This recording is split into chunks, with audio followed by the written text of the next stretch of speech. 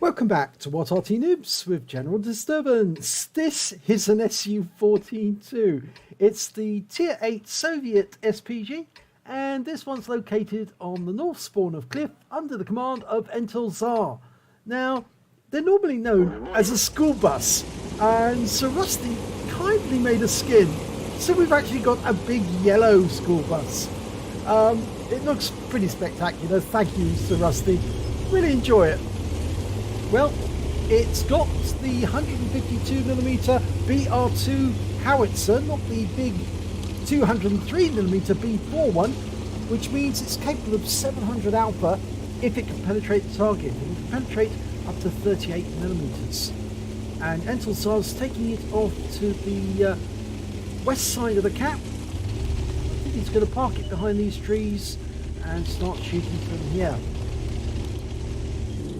Okay, backing up, and we're looking at the enemy. Okay, now the SU-14-2 was built from, oh, that was a near miss there on that TBP VTU. It was designed from the SU-14-1.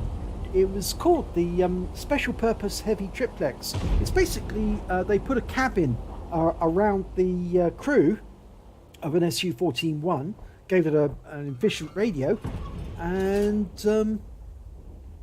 called it the SU-14-2 instead. And there's actually one of these at the Tank Museum in Kubinka. And oh, direct hit there by entilzhar. 288 hit points of damage on the Panther 88. So a really good shot. Now 22.78 is the reload time. It's a much quicker reload than that for the 203mm howitzer, which actually is nearer to 33 seconds long. And he stunned the T-54, but it was a near miss. Didn't get any damage off that one.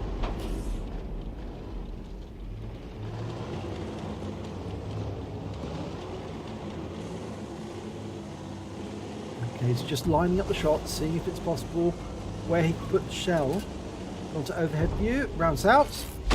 Oh, it went long, but it still exploded just behind the T-54. It's tracked him, and it did 78 hit points of damage to him. Now he's switched to the coast area, and we've got a Kranvan and a T-10. Kranvan's tier 10, T-10 is tier 9. Now this is a tier 10 game, 357 matchup, and he splashed them there, but it was a near miss. Got 142 hit points of damage off the T-10 in that shot, and I think he's now going to try for that Air Mix 50B and a T-10 over there, just right next door to the cliff. Lining up a shot. Rounds out. Well, it fell short, unfortunately, on that occasion. Sometimes it can be better just to fire long rather than short, because if the enemy pulls back, they're still going to get the shot anyway. And that Kranvan is exchanging fire with a whole bunch of our teammates. An Object 277, Panthers, Object 430s. We fire around at the Kranvan, and it's a near miss. 59 hit points, and it splashes. I think it tracked him. Yep, he's tracked on one side. We're reloading, almost ready to go. Okay, well the Kranvan's got his tracks up, and he's still using that ridgeline. So I'm going to put a round into his side. We're loaded. Now, lining him up. Rounds out, should hit. It does! 272 right into the side of the Kranvan. I think he used his repair kit to pull back. He's nicely stunned. The T-10's taking damage. He's about to go. Now, if we can fire one in, we might be able to get two tanks for one shot. We won't kill the Kranvan, but we might kill the T-10. Rounds out. Yes, we got the T-10. Nicely fired there, entilzhar.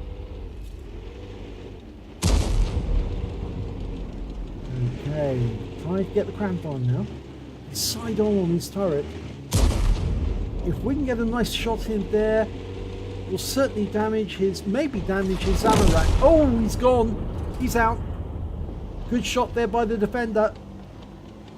And we're now aiming for that Air Mix 50B and the T-10 that was just around the corner. We fire around him blind. If they're still there, they would have received some splash damage. Yes, they are still there, and they got stunned. But we're switching over to the other side of the battlefield, because over in the Western Pass, we've got an FE-4202 hiding behind a rock just around that corner. We had a red line from that rock, but we're trying to work out, or entilzhar's working out exactly where he needs to place the shell, and that one hit the rock face. If you've been a bit luckier there, I think that shell would have connected with the FE-4202 and possibly taken him out of the game. Of course, medium tanks are less highly armoured than heavy tanks, which means that you're more likely to get a penetration. Okay, it's loaded, and the FE-4202 is killed. Well, there was an enemy tank just on the corner, but entilzhar's now decided that he'd do a bit of counter battery. He's looking for the tracer from the enemy Arty. Now, there is only one enemy Arty in the game. It's a Lorraine 15551, the Tier 8 French SPG. It's got a 155mm gun. Quite a good fire rate as well, but it's also quite a fast Arty. But he's settling now on that Panther 88, who's very low hit points, 67 hit points left. And so T-54 up on the hill. I'm not sure. No, I think that was too short to get. Yes, because the Panther 88 pulled back. But he might be able to get a shot in, and he could take out both of those with one shot if they were close together. He's aiming for the Panther at the moment, trying to work out where to put the shell because they're both unspotted now. He fires the round in immediately, and he kills the Panther. Blind shot. Lovely one there. So he's taken out one enemy tank without knowing where he was precisely, but he worked out where he needed to put the shell, and it did the job. Right, we've got a Type 4 Heavy. That's a big tank. He can't miss our HE shells, really. He's going to find it very hard to survive. He'll just become a pinata, and that shell hit the target. As always, if you fire an Arty shell in and you get no explosion, you definitely hit the target. If you can't see the target, you know you hit him. And that Jaeger is hugging the rock. It's going to be a difficult shell to put it over the rock into him, but he got it. He did it. Jaeger took the shell, and he picked up 169 for the actual hit and 881 from stun assist. So if he can keep these two tanks stunned, he's going to pick up a lot of stun assist. Lining up the next shot, go for the Jaeger. His indicated target. Rounds out. It goes long. He explodes quite a long way behind him, but it was perfectly on target, so that must have been just very bad RNG. Oh, you saw the Jaeger took a hit there. That was a heat round, I think. Almost ready to shoot another round. Here we go. Rounds out. A direct hit right on his side for 263. He's stunned. And he's now one shot. If someone puts a round into him. Still stunned. Almost ready to go for our next shot. Can we get the kill shot? Oh, so close. 237 hit points this time. He's still stunned though. And he's gone. It was the SU-14-2 who got him, which means there's still that Type 4 Heavy behind him. You just can't see him at the moment. And entilzhar switch view because there's an OHO just to the south of the hill. Dialing in. Rounds out. Looks good. It is. But it only tracks him. And there's no stun, which means he probably used his first aid kit straight away.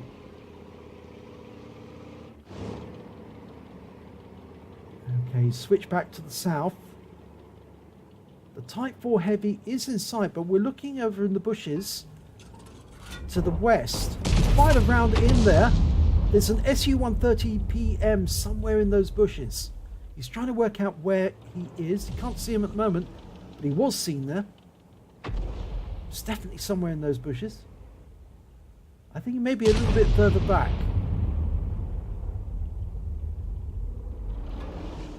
Okay, we can't hit the Type 4, but there's the Oho. And the Oho's coming around the corner to try and deal with our tanks. Rounds out. And that's another hit. 206 hit points this time, and the Oho is now vulnerable. In fact, he's a one-shot. He's pulling back, he's stunned, but he won't keep that stun for much longer. We're almost ready to shoot. If the Panther can show us where he is. There he is. Line up a shot. Rounds out. And a kill shot for entilzhar. Another kill. 3 kills now.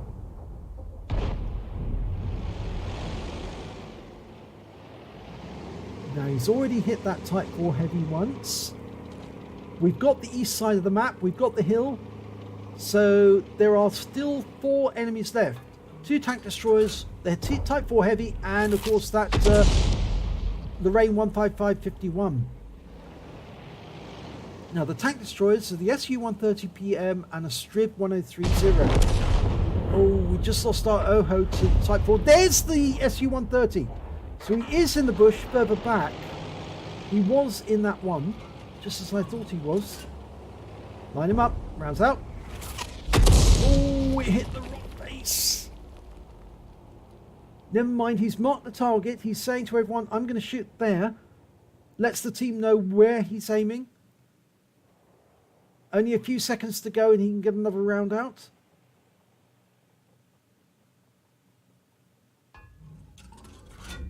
Rounds out again. And again it hits the rock face. It is a very difficult aim. He might have better luck if he aims just slightly to one side of the rock, because the splash will still damage the SU-130. And he's right up against the edge of the map here.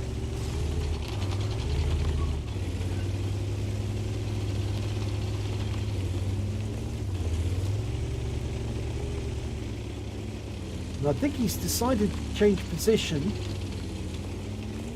partially to avoid counter battery, but also maybe to get a better angle on that SU-130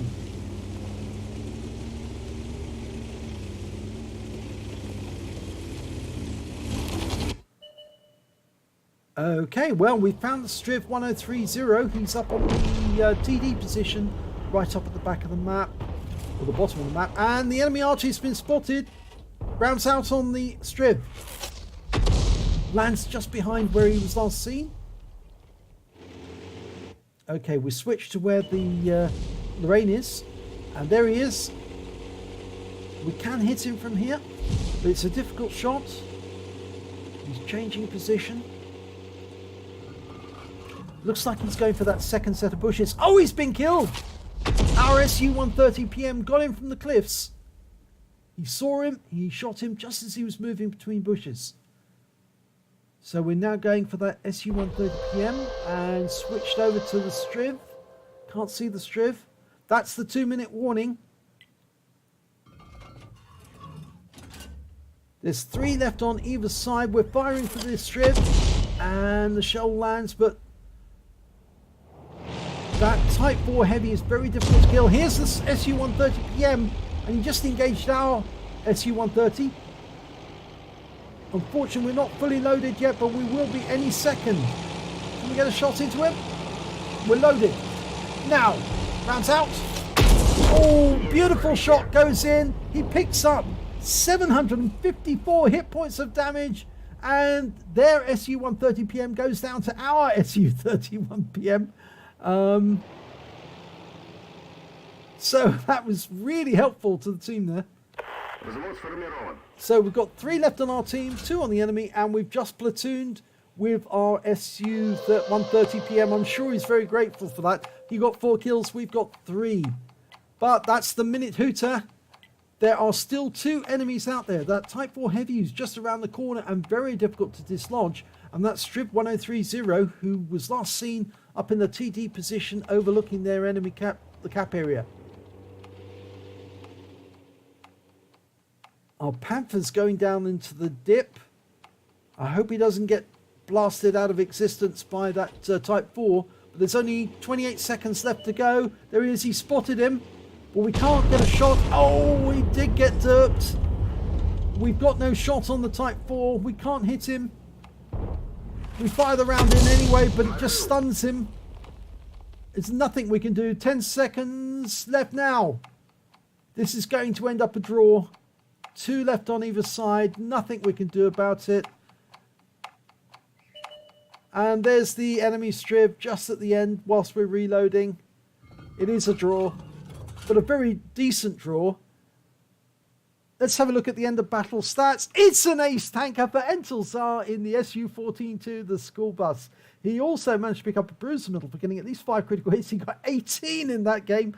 And he got a Gore's medal for doing more damage than 10 times the hit points to his own vehicle. He got a Brothers in Arms because he was in platoon with the SU-130 PM.